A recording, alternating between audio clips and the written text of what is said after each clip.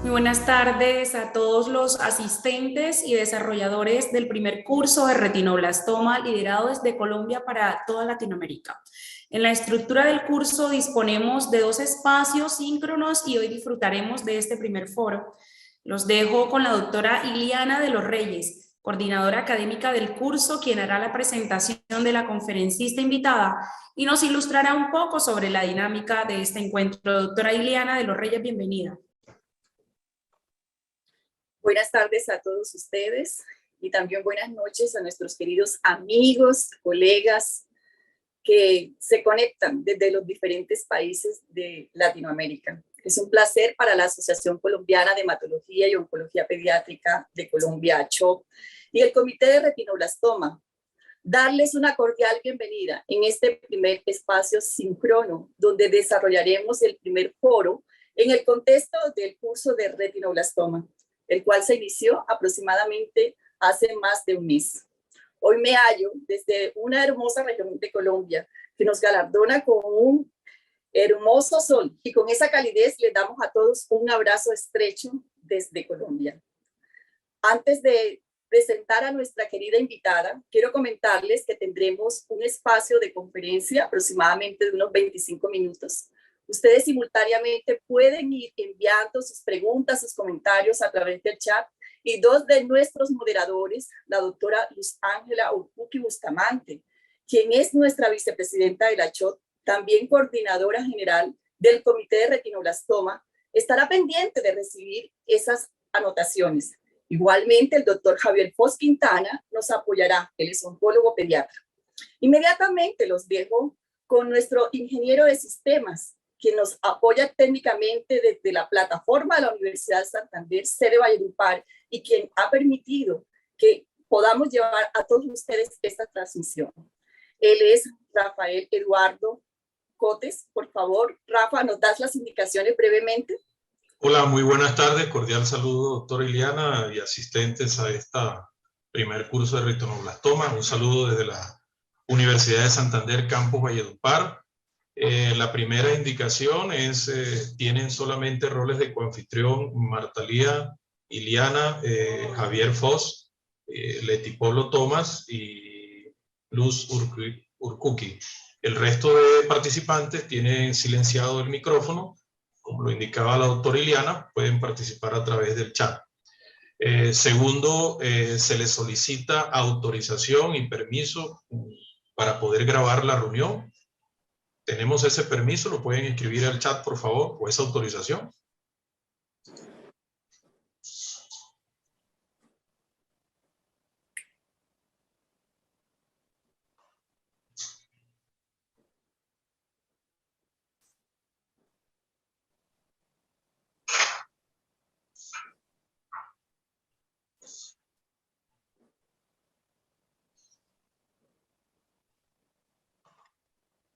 Bueno, doctora Iliana, creo que tenemos entonces autorización. Comenzamos a las 5:03, procedemos a grabar. Gracias, Rafa, y nos place presentar a nuestra querida invitada, la doctora Martalía Gaviria Bravo. Ella es oftalmóloga de la Universidad de Antioquia, hizo un fellowship en oftalmología pediátrica y estrabismo de la Universidad de Santander, y hace parte de ese equipo maravilloso de trabajo de retinoblastoma del Hospital Fundación San Vicente de Medellín, Colombia. Hoy tiene el gusto de compartirnos esa experiencia en el manejo de las complicaciones de quimioterapia intraarterial e intravítrea en el paciente con retinoblastoma. Bienvenida, doctora Martalía. Muchas gracias a todos, gracias al comité por la invitación. Yo voy a hablarles entonces de los efectos adversos y la toxicidad de la quimioterapia intraarterial y la quimioterapia intravítrea en retinoblastoma, con base en los resultados de 8 años de experiencia en el tratamiento de esta patología en el Hospital San Vicente Fundación de Medellín. Estos resultados fueron publicados en la revista Ocular Oncology and Pathology en enero del año pasado. En estos 8 años de seguimiento recolectamos 100 ojos de 85 pacientes, 52% de ellos tenían retinoblastoma bilateral, 34% se trataba de ojos únicos, es decir, que el otro ojo ya había sido enucleado, y fue tratamiento secundario, es decir, que ya habían fallado otras modalidades de tratamiento en el 57% de los casos. Aquí tenemos a la derecha los porcentajes de salvamento ocular. El salvamento ocular global fue el 75%. Vemos que en los estadios más avanzados, que realmente correspondían al 62% de los casos, el salvamento fue casi del 65% para los tumores del grupo D y 45% para el grupo E. En los tratamientos secundarios, el salvamento fue del 72%. Aquí están las dosis de los medicamentos que utilizamos tanto para quimioterapia intraarterial como para quimioterapia intravítrea.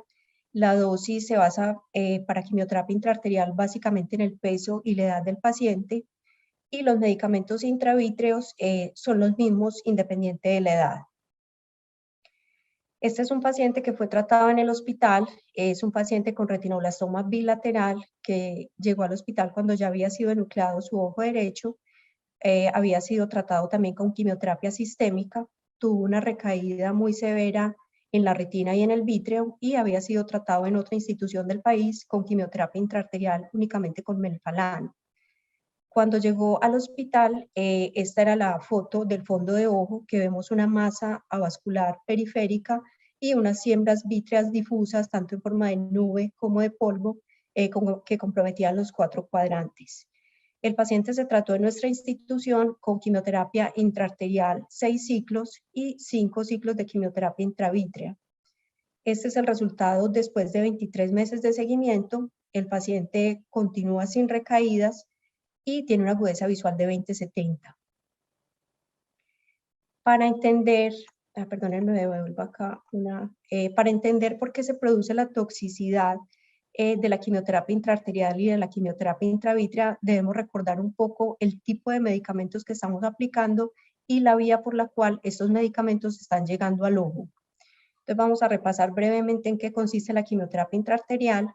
Recordemos que se hace una micropunción de la arteria femoral y con un microcatéter se asciende a través del callado aórtico, todo esto bajo guía fluoroscópica, y se cateteriza en forma selectiva la arteria, inicialmente la carótida interna, se va ascendiendo y se pasa el microcatéter que avanza un poco más después del ostium de la arteria oftálmica y por reflujo se retrae hasta que quede anclado en el ostium de la arteria oftálmica. Una vez la punta del microcatéter está en el ostium de la arteria oftálmica, se procede a realizar una arteriografía de los vasos orbitarios para comprobar la anatomía del paciente y el blush coroideo que se detecta a través de medio de contraste. Aquí vemos el blush coroideo, es este que vemos acá. Una vez que se ha comprobado la buena posición del microcatéter, se empieza a infundir el medicamento a una velocidad de 1 cc por minuto, con un flujo laminar y tratando de repetir las pulsaciones cardíacas. Todo esto para evitar que el medicamento refluya a la circulación del sistema nervioso central. Como vemos, el medicamento llega al tumor básicamente a través de la arteria central de la retina y de las arterias ciliares posteriores largas. Debemos recordar que la arteria oftálmica da 11 ramas, algunas de ellas son colaterales, otras son ramas terminales y algunas de ellas se anastomosan también con ramas de la carótida externa. Entonces, parte de los efectos adversos perioculares que observamos después de la quimioterapia intraarterial se deben a que el medicamento puede fugar a través de estas arterias. En la quimioterapia intravítrea utilizamos una aguja de calibre muy delgado, 32 o 34, y la dilución de los medicamentos depende del número de medicamentos que vamos a aplicar. A 3 milímetros del limbo inyectamos el medicamento. Antes de retirar la punta de la aguja, aplicamos crioterapia hasta tener una bolita de congelación y en ese momento retiramos la aguja. Volvemos a hacer otro toque de crioterapia y agitamos el ojo para que se difunda bien el medicamento en todo el humor vítreo. Y finalmente lavamos el ojo con agua destilada durante 2 minutos. Esto con el fin de lograr que si alguna célula tumoral siguió el trayecto de la aguja, no vaya a sembrar las superficies orbitarias como el espacio subconjuntival o la órbita. Ahora vamos a pasar a hablar de los medicamentos que estamos utilizando en la quimioterapia intraarterial y en la quimioterapia intravítrea. El primero de ellos es el melfalán. Es un gas mostaza, es una mostaza nitrogenada que fue usada como un arma química durante la Primera Guerra Mundial. Fue diseñada por un alemán en 1868, pero la primera vez que se utilizó en forma masiva fue en 1918, en la Primera Guerra Mundial, y se vio que los soldados que estaban expuestos a este gas sufrían quemaduras muy severas de la piel, de los ojos y de la vía respiratoria. Y los que sobrevivían a estos ataques con este gas, se vio que unos meses después de la exposición tenían una disminución muy significativa en el conteo de sus leucocitos, que era una reducción transitoria y que posteriormente se recuperaba. Fue así como Goodman y Gilman, los del libro de farmacología, comenzaron a investigar en la Universidad de Yale este hallazgo. En 1942 pudieron aislar este medicamento como el primer medicamento quimioterapéutico realmente útil. Esto comenzó la nueva era de la quimioterapia. Es un agente alquilante, su mecanismo de acción es a través de la alteración de la síntesis de ADN. Este medicamento tiene una mejor biodisponibilidad y también una mayor toxicidad en el epitelio pigmentario de la retina. Debe ser preparado máximo con 1 hora de anticipación a la aplicación, ya que se comporta en una forma inestable y después de este tiempo tiende a precipitarse en forma de cristales que pueden causar toxicidad endotelial vascular. El topotecan es un compuesto natural, es aislado del árbol chino. Su mecanismo de acción es que inhibe la topoisomerasa 1, tiene mejor biodisponibilidad en el vítreo comparado pues, con el melfalán, y también comparado con el melfalán tiene un mejor perfil de seguridad, pero menos efectividad. El carboplatino es un complejo inorgánico que contiene platino. El mecanismo de acción se da a través de la inhibición de la transcripción y replicación del ADN. Tiene una gran variabilidad interindividual en su biodisponibilidad y por eso es tan difícil titular la dosis precisa en niños pequeños. En estudios que se han hecho en modelos animales, se ha visto que el carboplatino puede producir una toxicidad severa en la retina, nervio óptico y en las estructuras perioculares, sobre todo en las estructuras orbitarias. Puede producir una celulitis aséptica muy severa, que en estos estudios obligó a nuclear muchos de estos conejos. En niños que se ha utilizado en forma periocular y también por vía intraarterial intravítrea, se han descrito casos de neuropatía óptica y de un edema periorbitario, proptosis y celulitis severas. Vamos a empezar entonces hablando de los efectos adversos y de las complicaciones que hemos tenido con la quimioterapia intraarterial. Primero vamos a hablar de las complicaciones sistémicas. La más frecuente de las complicaciones sistémicas fue la neutropenia, que se presentó en 8 pacientes, es decir, corresponde al 9.4% de nuestra serie. Fueron neutropenias grado 3 y 4, pero ninguna requirió transfusión. La segunda complicación más frecuente, la más frecuente fue la alergia al medio de contraste, que se presentó en 8 pacientes, pero no tuvieron una complicación en su estado hemodinámico y no requirieron manejo en la unidad de cuidados intensivos. La segunda fue la neutropenia, que se presentó en 6 pacientes, que corresponde al 7.1% de los casos, y como les dije, ninguna requirió transfusión. Tuvimos 2 pacientes con trombosis de arteria femoral, los 2 tuvieron recanalización completa posteriormente y no necesitaron tratamiento adicional. Tuvimos un paciente que tuvo trombosis de arteria cerebral, específicamente la arteria parietal, y quedó como secuela una hemiparesia grado 3/4. Consideramos que probablemente se debió a la curva de aprendizaje porque se presentó en el tercer paciente que se trató. Tuvimos un caso de metástasis y muerte en un paciente que presentó un compromiso severo del cuerpo ciliar y en el que los padres rechazaron la enucleación. Las metástasis se han reportado en otras series de casos, más o menos entre el 1.5 y el 2% de los casos.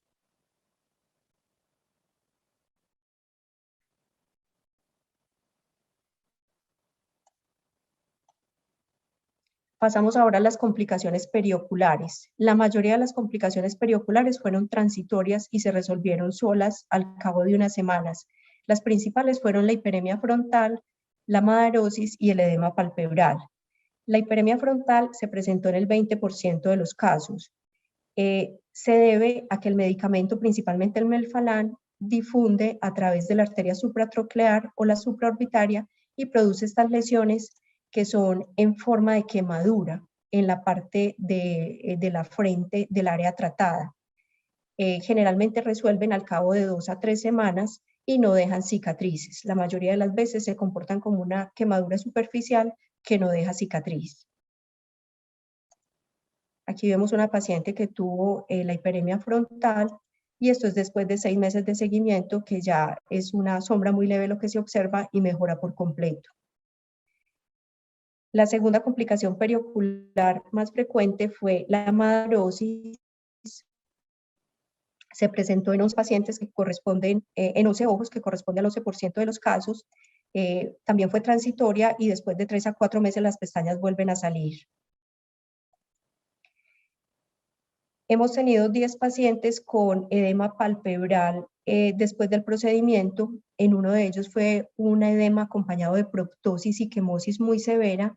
Este paciente había recibido carboplatino durante la quimioterapia intraarterial y esta complicación resolvió y afortunadamente no dejó ninguna secuela en la visión porque era un paciente con un ojo único.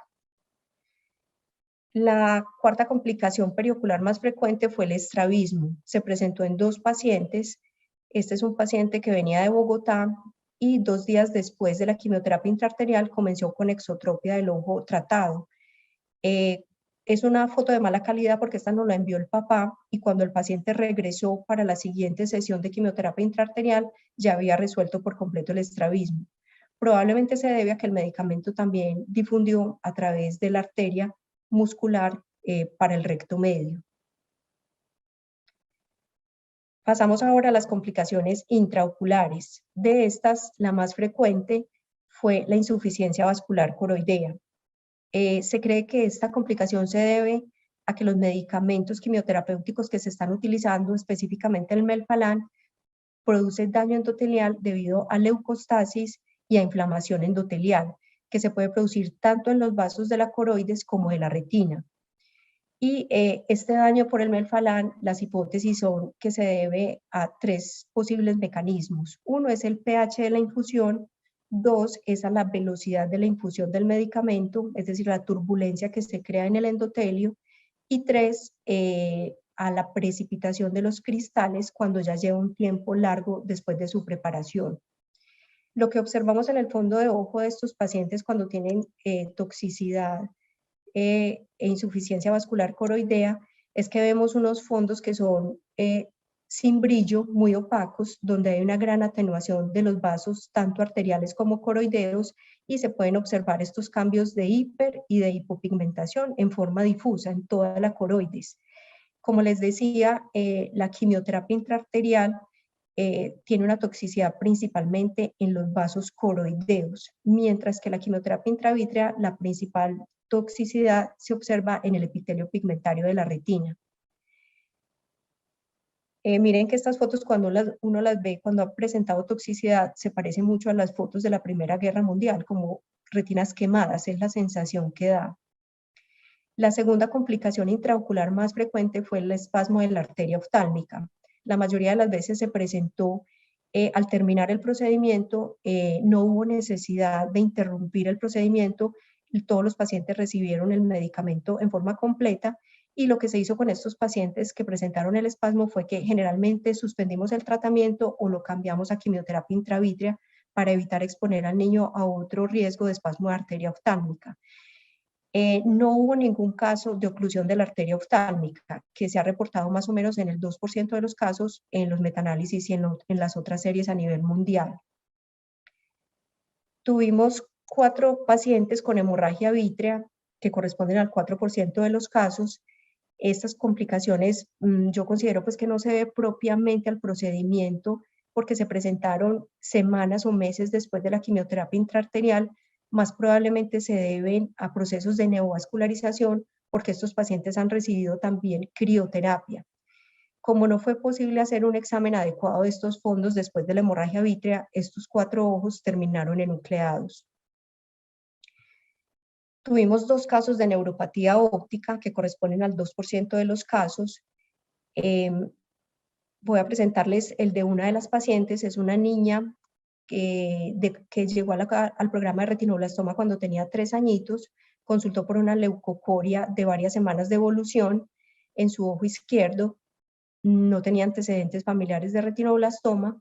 Esta fue la masa que se encontró cuando llegó la paciente, era una gran masa que ocupaba la hemirretina superior con desprendimiento de retina total. La paciente se trató con quimioterapia intraarterial 5 ciclos y después de la última sesión, 2 o 3 días después, la paciente consultó porque había perdido por completo la visión en su ojo izquierdo. Cuando había terminado, antes de terminar la última sesión de quimioterapia intraarterial, la niña tenía una agudeza visual de cuentadedos. Esta es la resonancia que tenía la paciente durante el diagnóstico antes de comenzar la quimioterapia intraarterial. Este es un corte axial, un T2, con supresión grasa, donde vemos que hay una gran masa que ocupa la cavidad vítrea del ojo izquierdo y que se extiende casi hasta la porción retrocristaliniana, y vemos que el nervio óptico pues tiene el realce normal del líquido cefalorraquídeo, pero no hay lesiones en el nervio óptico ni en el sistema nervioso central. En este corte sagital vemos que la porción del nervio óptico no mostraba captación. Como les dije, la paciente se trató con 5 ciclos de quimioterapia intraarterial y después del último ciclo, 2 días después, consultó por pérdida completa de visión, tenía defecto pupilar aferente, ya era pues una pupila maurótica, y la resonancia que se le hizo de control se encontró que ya la masa había prácticamente desaparecido, había una reducción notoria, ya no era evidente en la resonancia.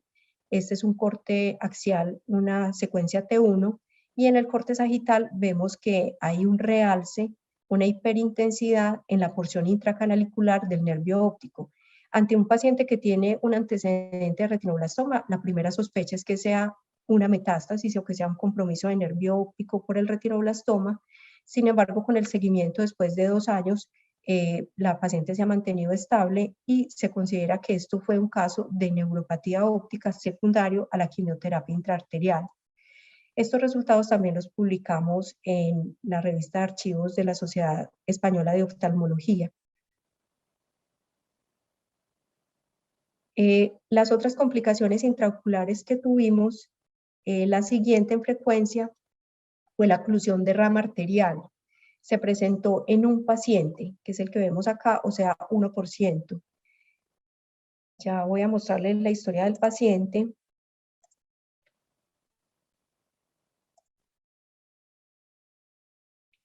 Es un paciente que cuando llegó al programa tenía 4 años, también con retinoblastoma bilateral, ya había sido enucleado su ojo derecho y fue remitido porque tenía una recaída severa en la retina inferior, una masa vascular periférica con siembras vítreas masivas, y ya había sido tratado con quimioterapia sistémica. El paciente se trató en el hospital con quimioterapia intraarterial y quimioterapia intravítrea. Después de la sesión de quimioterapia intraarterial, que nosotros los evaluamos inmediatamente después, el neuroradiólogo hace su procedimiento de intervencionismo y posteriormente nosotros pasamos a hacer el examen bajo anestesia y si es necesario el tratamiento local con termoterapia y crioterapia. Cuando fuimos a evaluar a este paciente encontramos que la retina tenía esta zona completamente pálida, como vemos esta zona no estaba afectada por tumor, con unos cambios vasculares de oclusiones abruptas de la circulación arterial, con microhemorragias y unos cambios de distribución de pigmento en esta zona. Esto lo clasificamos como una oclusión arterial retinal. El paciente no recibió ya más quimioterapias intraarteriales, terminó su tratamiento con quimioterapia intravítrea y este es el resultado actual del paciente después de 5 años de seguimiento. Vemos que quedó esta cicatriz en la hemirretina superior, que fue el área que tuvo la oclusión arterial. Realmente esto no es retinoblastoma, sino que es una cicatriz retinal por la isquemia que sufrió esta área de la retina. Vemos acá unos vasos completamente exangües, todos estos que están acá. y que se preserva la hemirretina inferior, incluso el área macular está conservada. Esta es la periferia inferior donde estaba la recaída por la cual el paciente fue remitido al programa. Este paciente yo lo evalué hoy. Lo evaluamos el miércoles en el programa de retinoblastoma, ya tiene 5 años de seguimiento, está en tercero de primaria, sabe leer, sabe escribir, lleva una vida completamente normal. Y esta es la agudeza visual del paciente. ¿La ves? O, T, D, T, T, D, F, D, E, C, P, P, O, C, F, E, D, Z.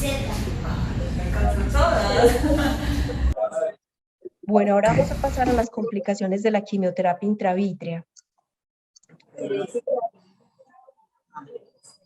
La principal complicación que observamos después del tratamiento con quimioterapia intravítrea es la toxicidad retinal, que la vimos en 13 de 40 pacientes. Al principio les mostré en la tabla de resultados de nuestro trabajo que de los 100 ojos que tratamos, 40 ojos recibieron concomitantemente quimioterapia intravítrea y la indicación fue siembras vítreas recurrentes o persistentes. Entonces observamos que hubo toxicidad de la retina en 13 de estos 40 ojos, que correspondía al 32.5% de los casos. Y se presentó catarata en 9 de 40 pacientes, es decir, en el 22.5% de los casos. Esta catarata fue parcial en 5 de ellos y total en 4. Muchos de estos pacientes que han tenido catarata total han requerido lensectomía o facoaspiración de su catarata e implante de lente intraocular, porque muchos de ellos se ha tratado de ojos únicos. También tuvimos un caso de endoftalmitis. Este fue un paciente con un retinoblastoma grupo C bilateral que no mejoró con el tratamiento local y fue necesario que empezara tratamiento con quimioterapia intraarterial y quimioterapia intravítrea por siembras vítreas persistentes. Después de una inyección de quimioterapia intravítrea, 48 horas después el paciente se presentó con ojo rojo, dolor y mucha fotofobia. Se le aplicaron 3 inyecciones de antibióticos intravítreos. La punción del vítreo mostró que tenía un estafilococo de epidermidis. Persistió mucha turbulencia del vítreo, mucha opacidad vítrea después de este tratamiento con antibióticos intravítreos y el paciente se terminó enucleando. Comparando nuestros resultados con los de la doctora Carol Shields, vemos que estamos muy parecidos en cuanto a complicaciones en quimioterapia intravítrea. Ellos también reportan los resultados de 40 ojos y vemos que ellos tuvieron también 10 casos de catarata que corresponden al 25% y tuvieron alteración del epitelio pigmentario de la retina, el moteado del EPR, en 13 casos que corresponde al 32% de los pacientes. Este es el moteado del epitelio pigmentario de la retina, es lo que se llama la toxicidad retinal, que como les explicaba se presenta sobre todo en el epitelio pigmentario de la retina. Se ve unos depósitos granulares de hipopigmentación que se considera que se deben a una quemadura química por la cercanía del medicamento con la retina y se da principalmente en el área de inyección del medicamento. Por eso es por lo que tratamos de hacer el baloteo para que el medicamento no se quede concentrado en una zona, en una sola zona.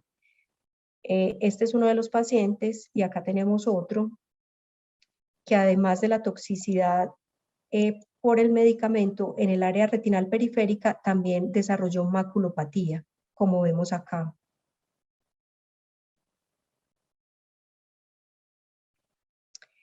La segunda complicación más frecuente fue la catarata. Esta, por ejemplo, es una catarata total. Aquí está afectado todo el núcleo y la corteza del cristalino. Es visualmente significativa, no permite la adecuada evaluación del fondo de ojo. Entonces, cuando se trata de ojos únicos, sometemos al paciente a quimioterapia intravítrea previo a la facoaspiración del cristalino para prevenir cualquier diseminación del tumor y posteriormente se ha hecho la cirugía. tenemos 3 pacientes ya con retinoblastoma bilateral, ojos únicos y con pseudofaquia, o sea, con lente intraocular debido a la catarata que presentaron después de la quimioterapia intravítrea. Un paciente fue nucleado porque presentó además tisis bulbi. Tuvimos una paciente con oclusión venosa de rama después de una quimioterapia intravítrea. Esto corresponde al 2.5% de los casos de quimioterapia intravítrea. Este fue el momento, la paciente se le hizo la quimioterapia intravítrea y en la siguiente sesión lo que observamos fue esto, unas hemorragias en llama en punto en el haz papilomacular y en la retina superior. La retina periférica muy pálida y los vasos muy adelgazados, los vasos arteriales y venosos, los vasos arteriales muy adelgazados y tortuosidad venosa. Estas son las fotos de las últimas evaluaciones que le hemos hecho a la paciente. Esta paciente además fue una de las que tuvo la catarata después de la inyección intravítrea, es pseudofaca. Esta paciente sí tiene baja visión, por lo que vemos que la cicatriz tumoral compromete todo el área macular y el resto de la retina es una retina muy pálida, muy atrófica y con mucha insuficiencia vascular. Sin embargo, se ha mantenido sin recaídas después de 3 años de seguimiento.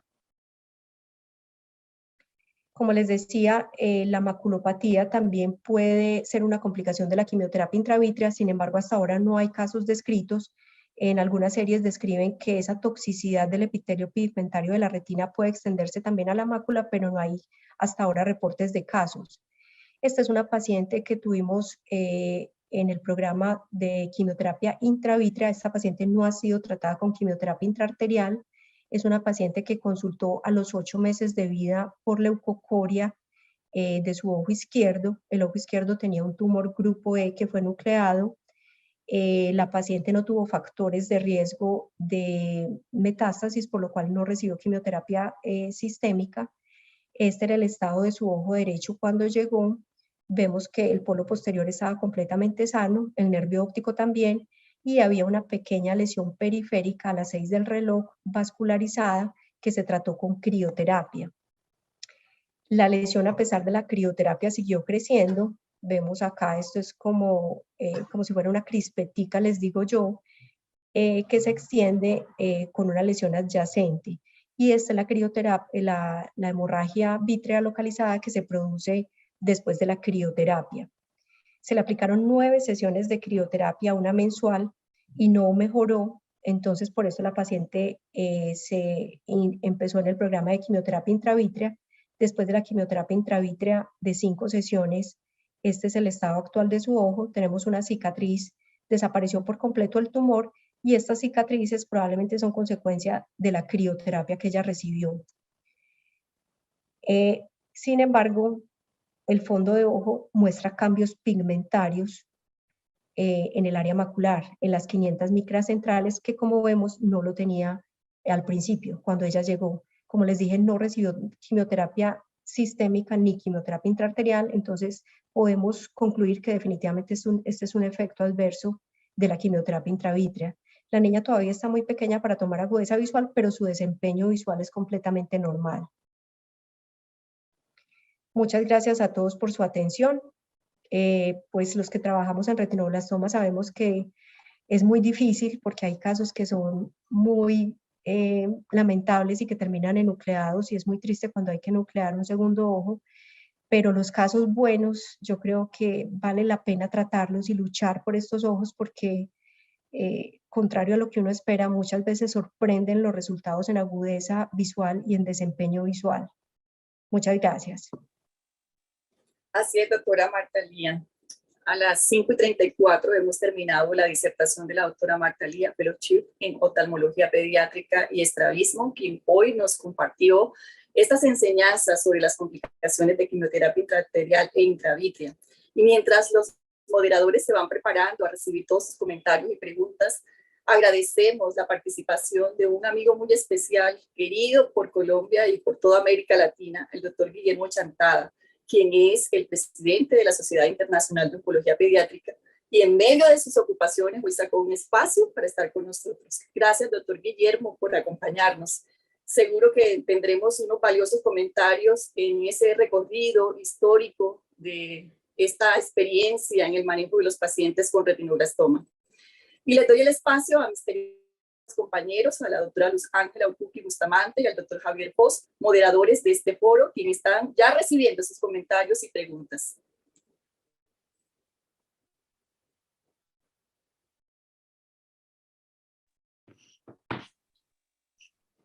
Doctor Guillermo está como coanfitrión, lo escuchamos. Qué maravilloso tenerlo hoy en este espacio. No, nada, solamente quería saludarlos, felicitarlos por la gran charla, aprendí muchísimo, muy bonito, y es un gran honor estar con ustedes. Felicitaciones.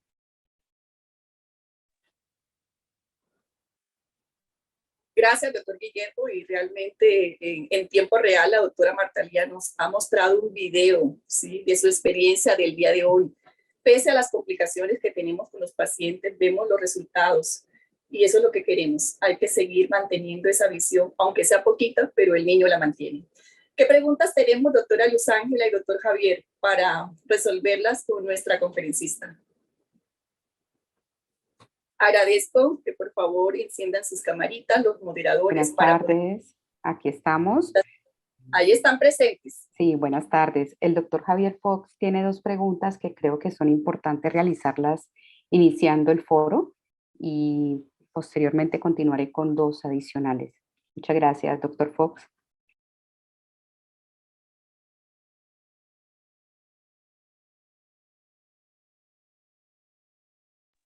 Por favor, encender el audio, doctor. No lo escuchamos.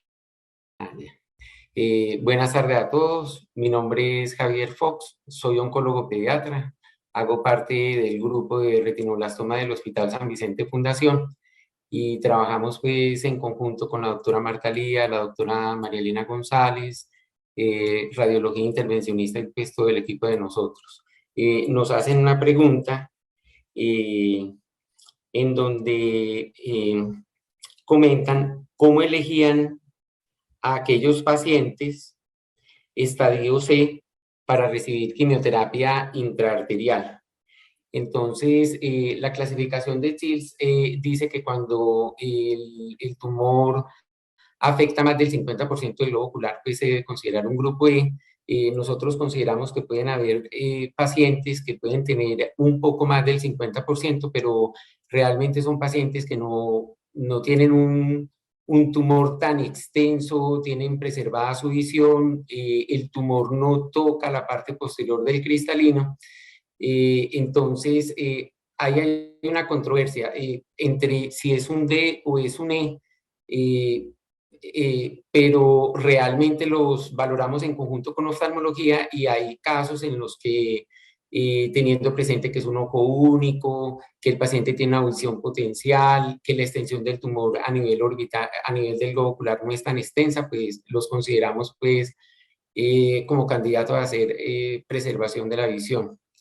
No sé si la doctora Marta Lía quiera completar algo, complementar la respuesta.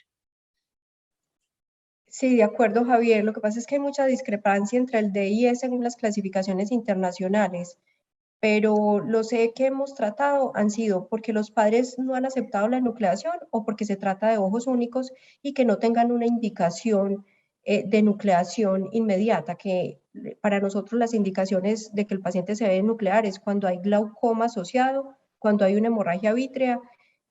El compromiso de cámara anterior para nosotros no ha sido necesariamente una indicación de nucleación inmediata, porque uno de los pacientes que les mostré tenía células en cámara anterior cuando llegó, que podría tratarse de una inflamación reactiva por el tumor o podría haberse tratado de compromiso de cámara anterior, y el paciente respondió sin aplicarle ni siquiera quimioterapia intracameral. Entonces, para nosotros el compromiso de cámara anterior pues depende qué tan severo sea, pero las indicaciones inminentes pues, de nucleación sí son cuando hay hemorragia vítrea o glaucoma asociado. Pero si el tumor llega hasta la parte retrocristaliniana, es decir, como decía el doctor Fox, es más del 50%, pero no toca el cristalino, que en ese orden de ideas correspondería a un grupo E, eso sí los tratamos, sobre todo cuando se trata de ojos únicos o los padres rechazan la enucleación. Bueno, la otra pregunta que nos hacen es si la toxicidad de coroides fue con melfalán. Sí, todos los pacientes que hemos tratado de quimioterapia intraarterial y quimioterapia intravítrea, todos han recibido melfalán. Algunos no han recibido topotecan. Sobre todo los primeros pacientes se utilizó únicamente el melfalán, en los primeros 8 o 9 pacientes. Y el carboplatino solo en casos muy severos lo hemos utilizado o cuando se trata de una terapia de rescate. Pero todos han recibido melfalán y la principal toxicidad reportada está asociada con el uso del melfalán.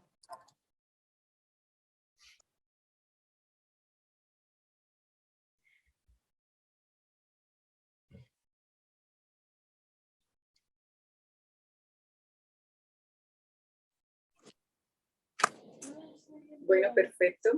Yo creo que estamos avanzando con los comentarios y las preguntas. No sé si la doctora Luz tiene alguna inquietud. Tenemos también en el aforo a la doctora Sandra Luna, quien hace parte de las reuniones internacionales de retinoblastoma. Gracias, doctora, por estar presente en este espacio.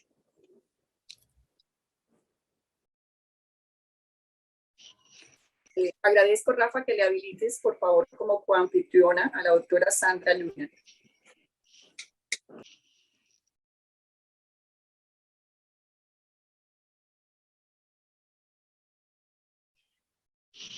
Buenas tardes. Mientras se logra conectar la doctora Sandra, quiero transmitirle a la doctora Marta Lía 2 preguntas que nos realiza el público.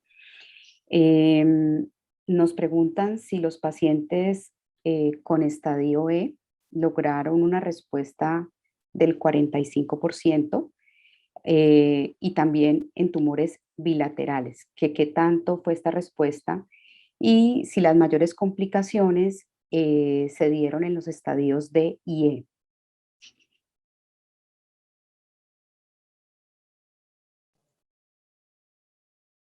E. La pregunta de los E es si se trataba estando el otro ojo sano o con un tumor de menor clasificación. ¿Es esa la pregunta? Me imagino que es así porque refieren en un tumor bilateral Sí. y que uno de ellos sea estadio E. Sí, hemos tenido 2 o 3 pacientes con, digamos, un tumor grupo E en un ojo y el otro grupo A o B, en los que los papás no han aceptado de entrada enuclear el ojo grupo E. Si no hay alguna de los criterios que les mencioné ahora, es decir, si el paciente no tiene glaucoma, si no hay un compromiso del nervio óptico, si no hay hemorragia vítrea, es decir, es solamente la masa y no vemos compromiso manifiesto de la cámara anterior, en esos casos procedemos a hacer quimioterapia intraarterial bilateral y se ha logrado salvamento ocular más o menos en esa estadística que les mostré, más o menos del 45% de los E. Pero si el grupo de entrada llega con glaucoma, con hemorragia vítrea, compromiso de nervio óptico y compromiso de cámara anterior en estos casos, tratándose pues de un bilateral y que el otro ojo está en mejores condiciones, de entrada es para enuclear. En esos casos no hay duda. Estoy de acuerdo. Muchas gracias, doctora. Me hiciste otra pregunta también, sí, creo. Recordarle la segunda pregunta, que si las mayores complicaciones las encontramos en los ojos que tenían estadios D y E o definitivamente fueron independientes del estadiaje. Pues no tenemos esa relación, la verdad no hicimos ese análisis, pues es relativo. Mira, el niño que les presenté de la endoftalmitis por quimioterapia intravítrea tenía un tumor grupo C y ese ojito terminó enucleado. Era bilateral y el otro ojo era un grupo A o B que tiene muy buena visión. Y pues tuvo una complicación grave que es una endoftalmitis. Ya la parte coroidea yo pienso que no depende tanto de la extensión de las lesiones retinales, sino de lo que les mencionaba, de cuánto tiempo lleva el medicamento preparado y de la infusión, de la velocidad de la infusión y que debe tratar de simular los latidos del corazón para que sea un flujo laminar. Entonces yo pienso que la toxicidad depende más del tiempo de preparación del medicamento, de la velocidad y de lo suave que sea la infusión, no tanto de la severidad del tumor.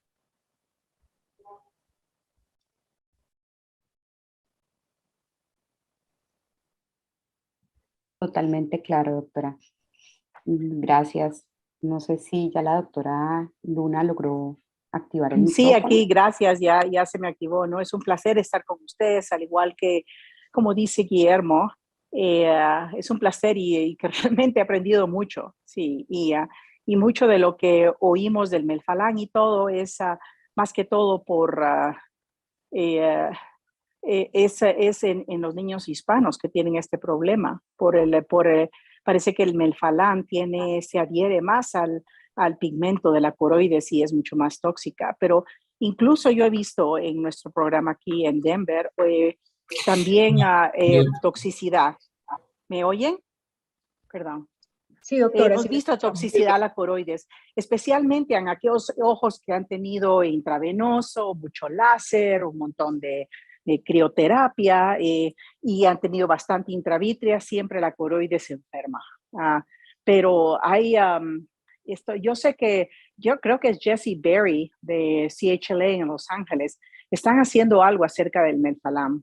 Y no puedo, y como dice la doctora, es importantísimo la administración del Melphalan en no menos de 20 a 30 minutos después de haber sido preparada, porque se cristaliza, eso se va a quedar ahí en la coroides y es problema, y es muy importante que se haga inmediatamente.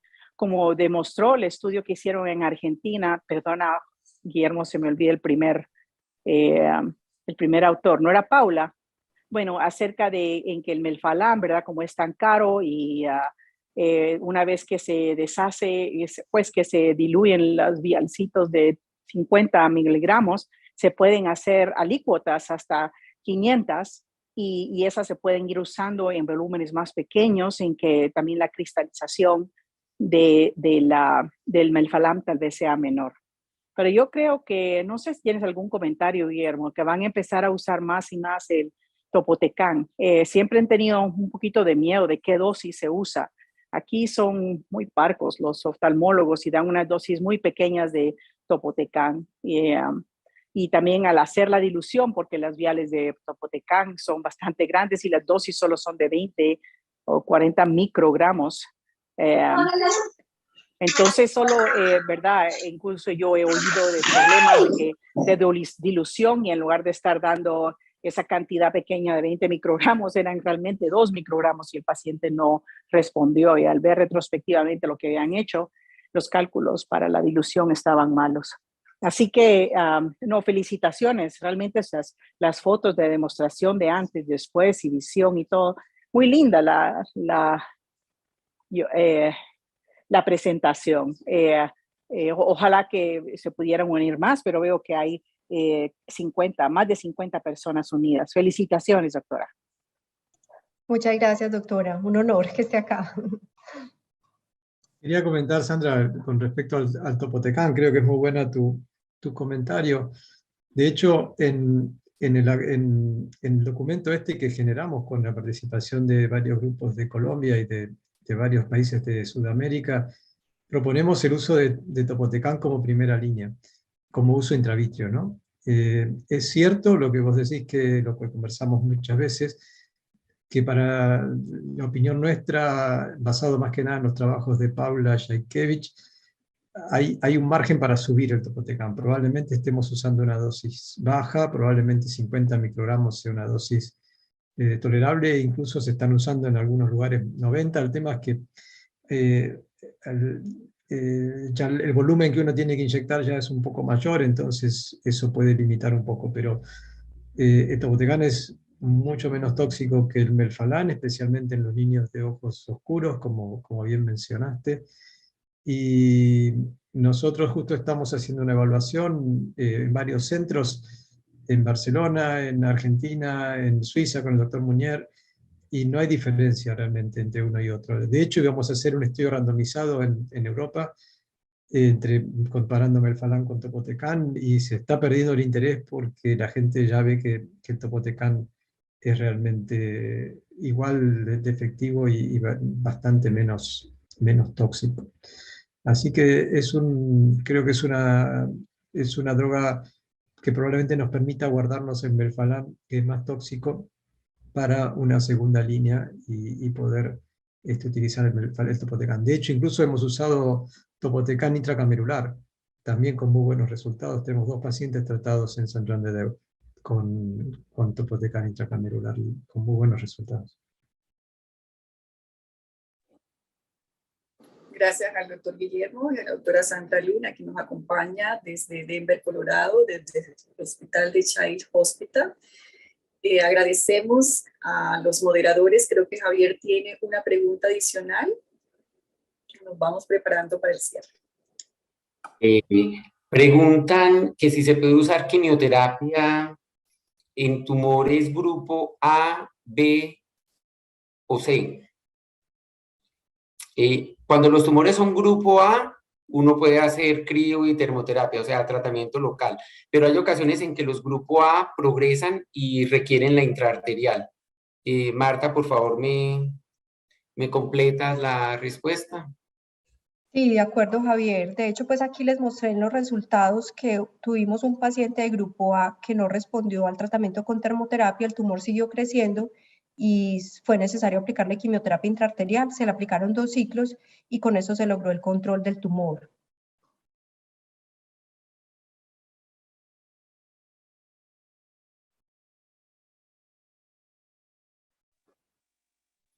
Bueno, gracias, doctora Marta Lía. A las 5:51 hemos ya terminado nuestra sesión de este primer foro dentro del contexto del curso de retinoblastoma liderado por la Asociación Colombiana de Hematología y Oncología Pediátrica, ACHOP, y el Comité de Retinoblastoma, con el auspicio de varias instituciones nacionales e internacionales.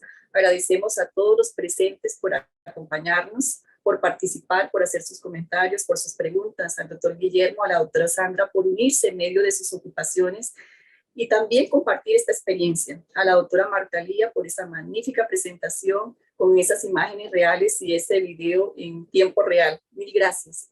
Quiero comentarles que tenemos en este momento 881 participantes. Motivamos a todos los que ya han finalizado sus evaluaciones, a los que están ya con la evaluación inicial y la segunda, pues culminen la evaluación final, y aquellos que ya se inscribieron pero aún no han comenzado, a comenzar a desarrollar esos 3 módulos que tenemos maravillosos para ustedes. Recuerden que este primer curso de retinoblastoma es completamente gratis y certificado. Además, queremos decirle que con su autorización a través del Habeas Data, esta grabación queda montada en la página de ACHOP, de las entidades auspiciadores que así lo consideren y del curso de retinoblastoma. Un abrazo caluroso desde Colombia. Gracias. Saludos a todos. Un abrazo. Gracias. Saludos a todos. Adiós. Gracias. Doctores. Buen fin de semana. Hasta luego. Hasta luego y muchas gracias. Gracias.